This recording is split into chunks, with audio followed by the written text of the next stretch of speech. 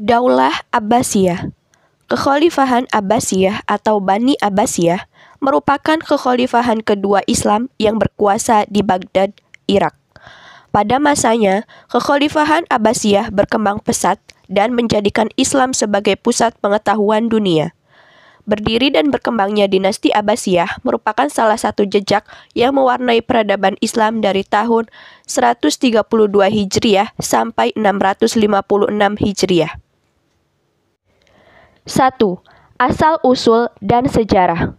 Setelah sejarah Daulah Umayyah berakhir, maka lembaran baru sejarah Daulah Islam diisi Daulah Abbasiyah. Daulah Abbasiyah didirikan pada tahun 132 Hijriah atau 750 Masehi oleh Abu al-Abbas as-Saffah dan sekaligus sebagai khalifah pertama. Kekuasaan Daulah Abbasiyah berlangsung dalam rentang waktu yang panjang, yaitu selama 5 abad dari tahun 132 Hijriah sampai 656 Hijriah, atau 750 Masehi sampai 1258 Masehi. Nama Abbasiyah diambil dari nama paman Nabi Muhammad SAW, yaitu Abbas bin Abdul Hashim. Bani Hashim merupakan keturunan yang lebih dekat dengan Nabi Muhammad SAW. Karena garis keturunan yang lebih dekat itulah, Bani Abbasiyah merasa lebih layak memegang pemerintahan dan kekuasaan Islam dibanding Bani Umayyah. Saat itulah sejarah runtuhnya Bani Umayyah. Sejarah berdirinya dinasti Abbasiyah tidak dapat dilepaskan dari peperangan yang berdarah dan bergejolak. Pada awalnya, cicit dari Abbas bernama Muhammad bin Ali berkampanye untuk mengembalikan kekuasaan pemerintahan kepada keluarga Bani Hashim di Parsi ketika Umar bin Abdul Aziz masih memerintah. Pertentangan semakin memuncak pada masa pemerintah Khalifah Marwan kedua. Menjelang berakhirnya dinasti Umayyah, ada kelompok dari Bani Hashim yang teraniaya sehingga melakukan perlawanan. Kelompok Bani Hashim keturunan Ali dipimpin oleh Abu Salamah dan keturunan Abbas dipimpin oleh Ibrahim al-Iman. Selain itu juga ikut kelompok keturunan bangsa Persia, pimpinan Abu Musli al-Khurasani bekerja sama menaklukkan dinasti Umayyah. Pada akhirnya, kaum Abbasiyah berhasil menaklukkan pemimpin terakhir Umayyah, yaitu Marwan bin Muhammad. Abu al-Abbas al-Saffah berhasil meruntuhkan Bani Umayyah dan diangkat sebagai khalifah. Selama 3 abad, Bani Abbasiyah memegang kekuasaan kekhalifahan, mengusung kepemimpinan gaya Islam dan menyubur kembali ilmu pengetahuan dan pengembangan budaya di Timur Tengah. Sebelum Daulah Bani Abbasiyah berdiri, terdapat 3 tempat yang menjadi pusat kegiatan kelompok Bani Abbas. Antara satu dengan yang lain mempunyai kedudukan tersendiri dalam memainkan peranannya untuk menegakkan kekuasaan keluarga besar paman Nabi SAW, yaitu Abdul Muthalib. 3 tempat itu adalah Humaimah, Khufah, dan Khurasan. 2. Raja-raja yang berkuasa. Khalifah-khalifah besar Abbasiyah yang tercantum dalam sejarah sebagai khalifah yang paling berjasa dalam menghantarkan Islam dinasti ini ke puncak kejayaan di bidang ekonomi, perdagangan, politik, sosial, militer, dan ilmu pengetahuan adalah yang pertama, Khalifah Abu Ja'far al-Mansur yang berkuasa sejak tahun 754 sampai 775 Masehi.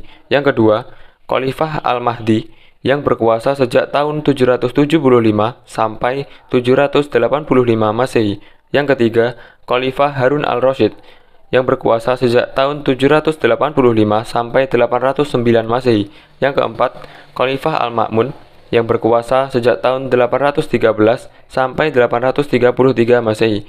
Yang kelima, Khalifah Al-Mu'tasim yang berkuasa sejak tahun 833 sampai 842 Masehi. Yang keenam, Khalifah Al-Wathiq yang berkuasa sejak tahun 842 sampai 847 Masehi.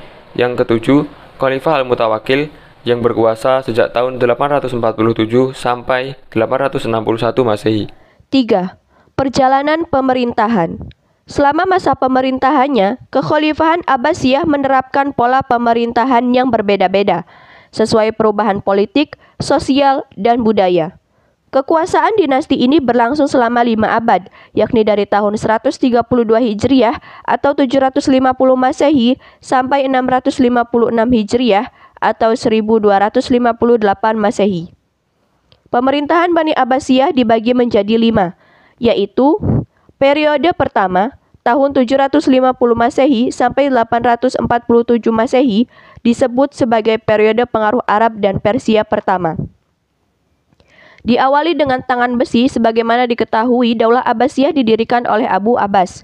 Dikatakan demikian karena dalam Daulah Abbasiyah berkuasa 2 dinasti lain di samping dinasti Abbasiyah. Ternyata dia tidak bertahan lama, hanya 4 tahun. Pengembangan dalam arti sesungguhnya dilakukan oleh penggantinya, yaitu Abu Ja'far al-Mansur tahun 754 sampai 775 Masehi. Dia memerintah dengan kejam yang merupakan modal bagi tercapainya masa kejayaan Daulah Abbasiyah.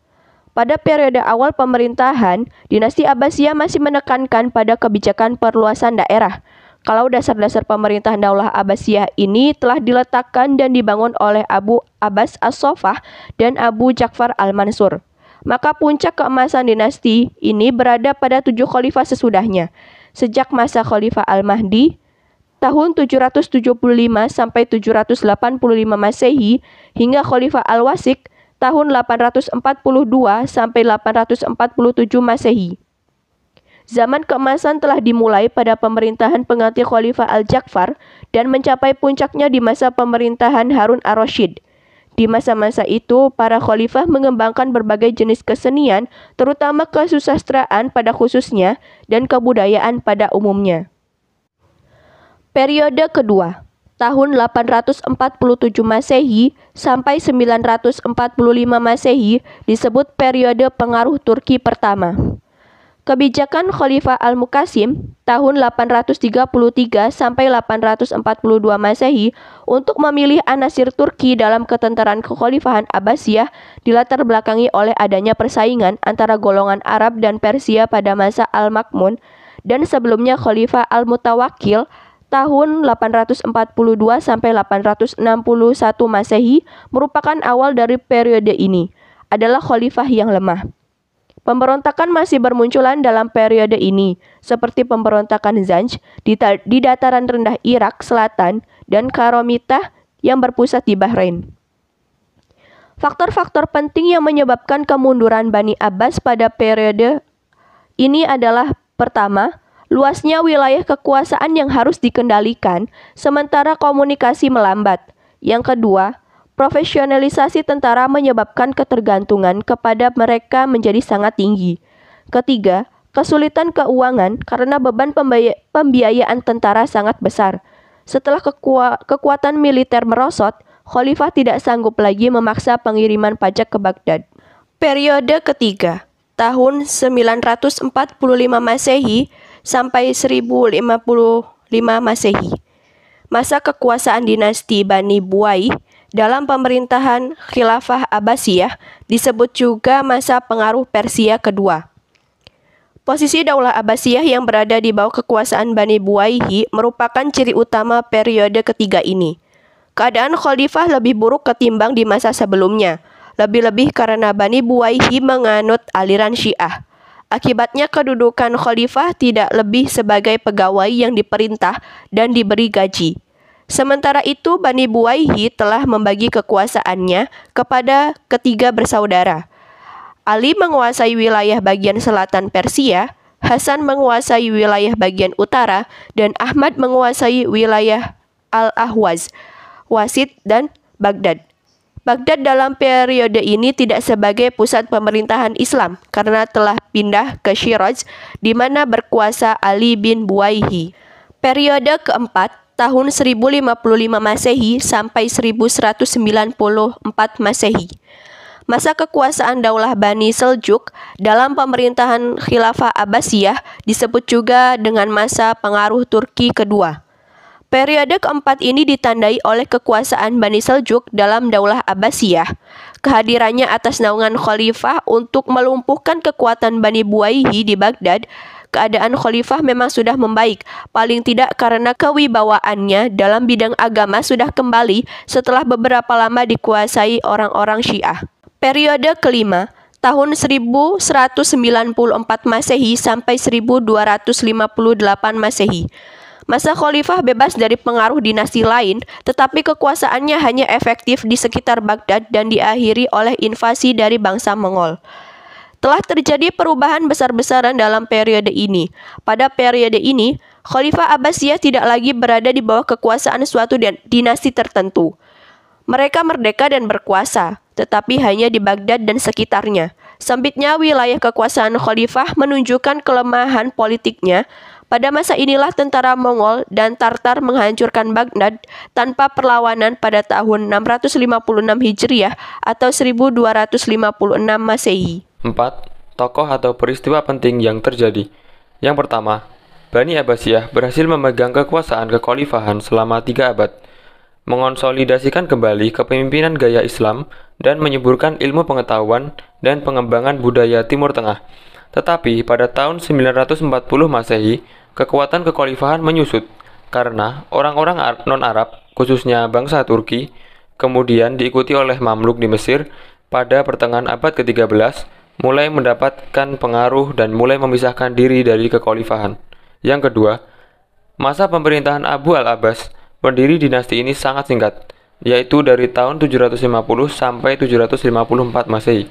Selanjutnya digantikan oleh Abu Ja'far al-Mansur yang berkuasa sejak tahun 754 sampai 775 Masehi, yang keras menghadapi lawan-lawannya terutama dari Bani Umayyah, Khawarij, dan juga Syiah. Untuk memperkuat kekuasaannya, tokoh-tokoh besar yang mungkin menjadi saingannya disingkirkan satu persatu. Abdullah bin Ali dan Saleh bin Ali, keduanya adalah pamannya sendiri yang ditunjuk sebagai gubernur oleh khalifah sebelumnya di Syria dan Mesir, dibunuh karena tidak bersedia membaiatnya. Al-Mansur memerintahkan Abu Muslim Al-Khurasani melakukannya, dan kemudian menghukum mati Abu Muslim Al-Khurasani pada tahun 755 Masehi karena dikhawatirkan akan menjadi pesaing baginya. 5. Masa kejayaan. Periode kejayaan dinasti Abbasiyah dimulai sejak masa kekhalifahan Al-Mahdi tahun 775 sampai 785 Masehi hingga Al-Watiq tahun 842 sampai 847 Masehi, dan mencapai puncaknya secara khusus pada masa pemerintahan Harun ar-Rasyid tahun 786 sampai 809 Masehi dan putranya Al-Ma'mun tahun 813 sampai 833 Masehi. Pada masa Harun ar-Rasyid, Baghdad mulai muncul sebagai pusat peradaban dunia dengan tingkat kemakmuran dan peran internasional yang luar biasa. Dari kejayaan ini, Harun ar-Rasyid mulai mendirikan banyak lembaga pendidikan, rumah sakit, dan farmasi. Pada masanya sudah terdapat paling tidak sekitar 800 orang dokter. Di samping itu, pemandian-pemandian umum juga dibangun. Kesejahteraan, sosial, kesehatan, pendidikan, ilmu pengetahuan, dan kebudayaan serta kesusastraan berada pada zaman keemasannya. Pada masa ini, negara Islam menduduki peringkat terkuat dan tidak tertandingi. Bahkan pada masa Al-Ma'mun, didirikanlah sebuah pusat kajian ilmu dan penerjemahan yang bernama Bait al-Hikmah. Pada masa inilah Baghdad menjadi pusat kajian ilmu. Pada masa kejayaan ekonomi dinasti Abbasiyah, Baghdad menjadi kota metropolis dan terpadat di dunia. Baghdad ketika itu tidak hanya menjadi pusat ekonomi di kawasan Timur Tengah, tetapi juga menjadi barometer perekonomian dunia. Kemajuan ekonomi dinasti Abbasiyah mendorong wilayah Afrika Timur menjadi celah perdagangan internasional melalui laut. Di sini, pedagang dan pelaut Arab mendominasi sebagian barat Samudra Hindia. Selain industri dan perdagangan, perekonomian dinasti Abbasiyah juga disokong oleh produksi pertanian yang cukup baik. Dalam rangka meningkatkan produksi pertanian di tengah minimnya lahan, dinasti Abbasiyah membangun sistem irigasi yang baik. Dinasti ini berhasil menciptakan sistem irigasi yang membuat aliran air menjadi lancar dan efektif. 6. Perkembangan dalam sektor ekonomi, sosial, dan budaya. Perkembangan peradaban pada masa dinasti Abbasiyah mengalami masa keemasan dan dikenang sebagai masa Golden Age atau peradaban emas kebudayaan, dan peradaban Islam. Di antara kemajuan-kemajuan tersebut meliputi berbagai bidang, meliputi hampir seluruh aspek kehidupan, mulai dari kemajuan di bidang politik dan pemerintahan, kemajuan di bidang sosial budaya, kemajuan ekonomi, dan kemajuan ilmu-ilmu keagamaan. Kemajuan-kemajuan tersebut melahirkan berbagai bentuk-bentuk wujud kebudayaan yang kemudian menjadi bukti pencapaian kemajuan kebudayaan atau peradaban Islam. Yang pertama, kemajuan-kemajuan di sektor ekonomi. Perekonomian Abbasiyah digerakkan oleh perdagangan dan pertanian.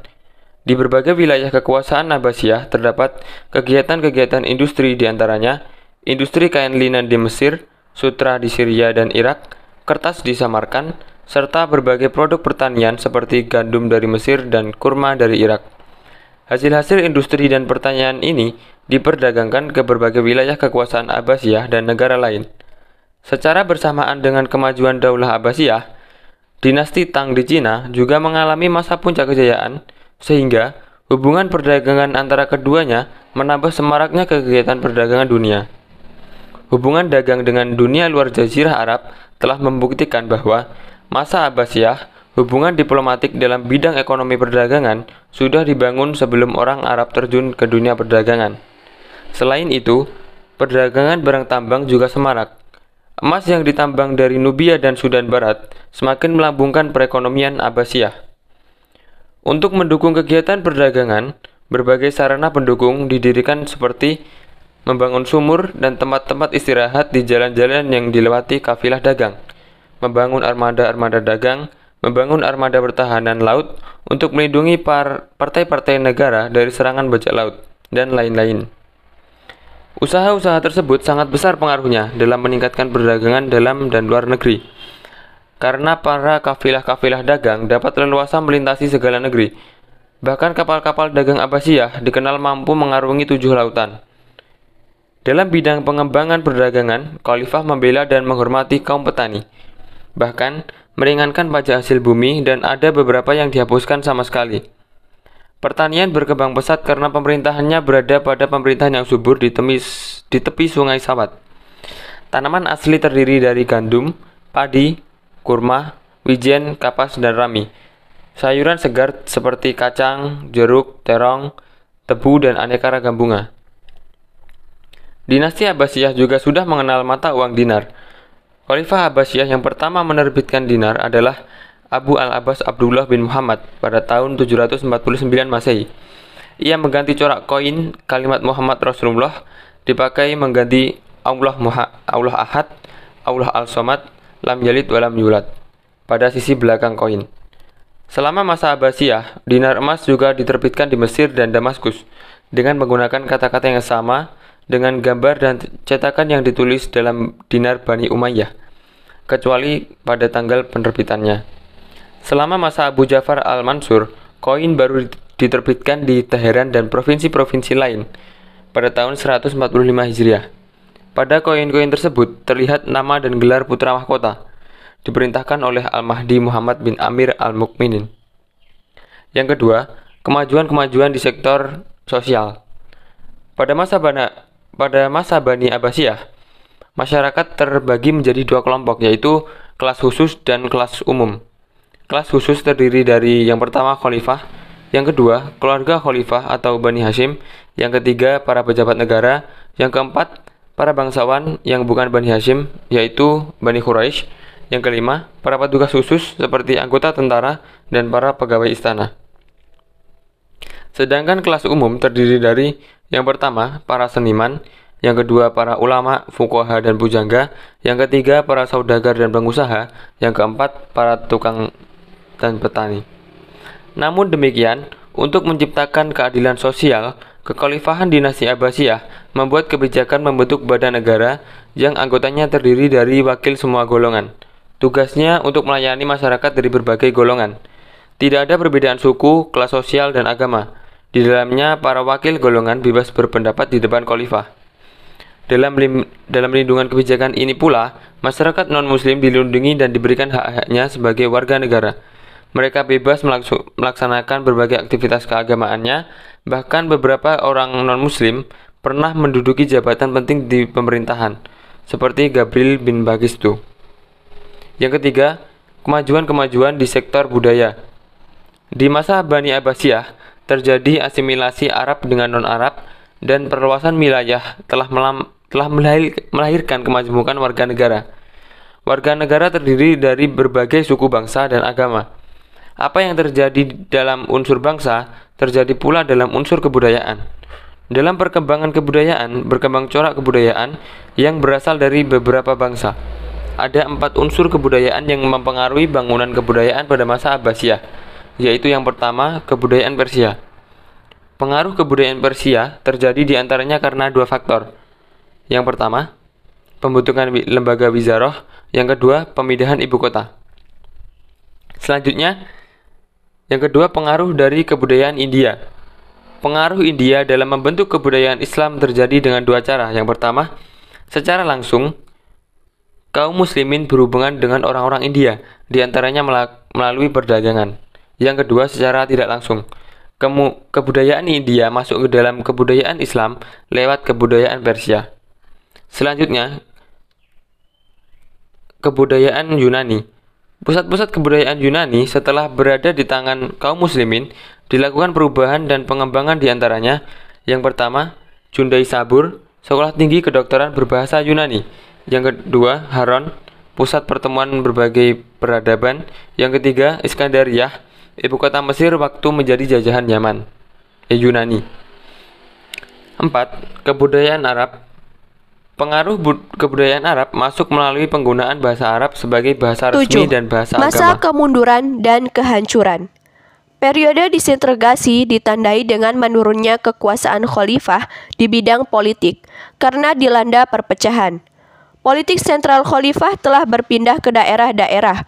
Pemerintahan Daulah Abbasiyah banyak melakukan tindakan yang tidak menyenangkan rakyat yang mengakibatkan rakyat menjauhkan diri dari pemerintahan pusat dan mendirikan pemerintahan-pemerintahan kecil di daerah. Akibatnya, kekuasaan sentral pusat menjadi hilang peranannya. Kalau tidak dikatakan lumpuh, maka khalifah hanya sebagai lambang belaka. Faktor-faktor kemunduran ada 2, yaitu faktor internal dan eksternal. 1. Faktor internal. Yang pertama, ketidakmampuan para khalifah. Yang kedua, persaingan antar bangsa. Yang ketiga, kemerosotan ekonomi. Yang keempat, munculnya aliran sesat dan fanatisme kesukuan. Yang kedua, faktor eksternal. Yang pertama, Perang Salib. Perang Salib yang berlangsung beberapa gelombang atau periode dan menelan banyak korban dan menimbulkan kerugian materi yang besar bagi Bani Abbasiyah. Walaupun umat Islam berhasil mempertahankan daerahnya dari tentara salib, namun kerugian yang mereka derita banyak sekali karena peperangan itu terjadi di wilayahnya. Kerugian-kerugian ini mengakibatkan kekuatan politik umat Islam menjadi lemah. Dalam kondisi demikian, mereka bukan menjadi bersatu, tetapi malah terpecah belah. Banyak daulah kecil yang memerdekakan diri dari pemerintahan pusat Abbasiyah di Baghdad. Yang kedua, adanya serangan bangsa Mongol yang berhasil menghancurkan kota Baghdad pada tahun 1258 Masehi. Penyebab utama tentara Mongol menyerang Bani Abbasiyah ada 2, yaitu kekalahan Kekaisaran Khwarezma yang secara tidak langsung menjadi benteng Abbasiyah dari Mongol. Selain itu, invasi bangsa Mongol juga dilatar belakangi motif ekonomi. Dalam serangan itu, bangsa Mongol berhasil menghancurkan kota Baghdad dan membakarnya. Berbagai fasilitas kota, seperti perpustakaan yang berisi berbagai macam peradaban dan ilmu pengetahuan, dihancurkan oleh tentara Hulagu Khan. Pasukan Hulagu Khan juga membunuh ribuan warga Muslim Baghdad dan secara otomatis mengakhiri kekuasaan Bani Abbasiyah. Khilafah Abbasiyah juga mengalami kemunduran di bidang ekonomi bersamaan dengan kemunduran di bidang politik. Pada periode pertama, pemerintahan Bani Abbas merupakan pemerintahan yang kaya. Dana yang masuk lebih besar dari dana yang keluar, sehingga Baitul Mal penuh dengan harta. Pertambahan dana yang besar diperoleh antara lain dari Al-Kharaj, semacam pajak hasil bumi. Setelah khilafah memasuki periode kemunduran, pendapatan negara menurun sementara pengeluaran meningkat lebih besar. Menurunnya pendapatan negara itu disebabkan oleh makin menyempitnya wilayah kekuasaan, banyaknya terjadi kerusuhan yang mengganggu perekonomian rakyat, diperingannya pajak, dan banyak dinasti-dinasti kecil yang memerdekakan diri dan tidak lagi membayar upeti. Sedangkan pengeluaran membengkak antara lain disebabkan oleh kehidupan para khalifah dan pejabat semakin mewah, jenis pengeluaran makin beragam, dan para pejabat melakukan korupsi. Kondisi politik yang tidak stabil menyebabkan perekonomian negara morat-marit. Sebaliknya, kondisi ekonomi yang buruk memperlemah kekuatan politik dinasti Abbasiyah. Kedua faktor ini saling berkaitan dan tak terpisahkan. 8. Peninggalan sejarah. Sejak awal berdiri pada tahun 762 Masehi, Baghdad langsung menjadi pusat peradaban ilmu pengetahuan. Pada perkembangannya, kota yang berdiri akibat tumbangnya dinasti Umayyah pada tahun 750 Masehi oleh dinasti Abbasiyah ini dijadikan pusat ilmu pengetahuan. Pada tahun 836 Masehi, dinasti Abbasiyah memindahkan ibu kotanya ke Samarra. Di sana banyak bangunan seperti istana dan benteng yang berdiri megah untuk menunjang aktivitas pemerintah khalifah. Saat ini, bangunan tersebut menjadi simbol kejayaan dan kekuasaan umat Islam. Dinasti Abbasiyah adalah suatu dinasti Bani Abbas yang menguasai daulat atau suatu negara Islamiyah pada masa klasik dan pertengahan Islam.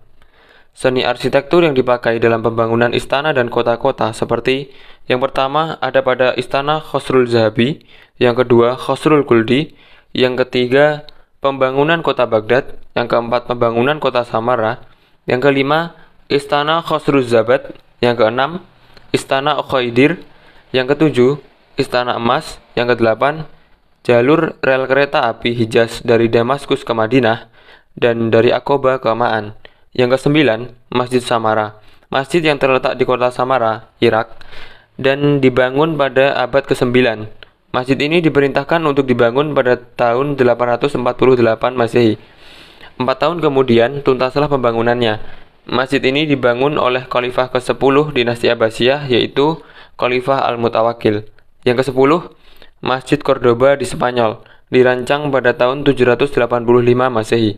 Yang ke-11, Masjid Al-Azhar, yaitu masjid tertua di Kairo yang mulai dibangun pada tahun 359 Hijriah atau tahun 970 Masehi, lebih dari 1000 tahun silam.